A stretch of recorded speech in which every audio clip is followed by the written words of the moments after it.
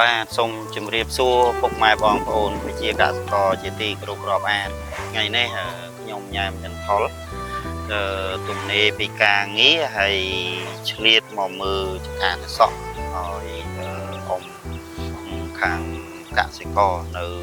ក្នុងស្រុកបាទីខេត្តតាកែវចំការប្រសក់គ្រឿងនេះ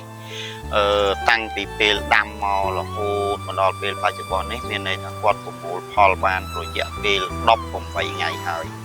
អញ្ចឹងទៅសក់ប្រមូលផលបានរយៈពេល18ថ្ងៃប៉ុន្តែផ្លែទៅសក់វានៅល្អ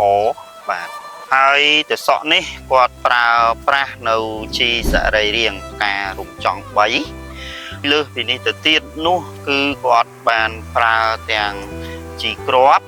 ជីម្សៅកបោកសិកម្មពិសេសមួយទៀតនោះគឺគាត់ប្រើបន្ថែមនៅជីទឹក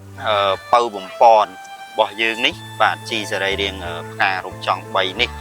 ដែលធ្វើឲ្យទិន្នផលរបស់វិស័ករបស់យើងមានការកើនឡើងពេលដែលគាត់បានប្រើបញ្ចូលអានេះញឹកញាប់គឺធ្វើឲ្យតែសក់នេះផ្លែមានលក្ខណៈល្អណាស់រសជាតិវាផ្អែមបាទ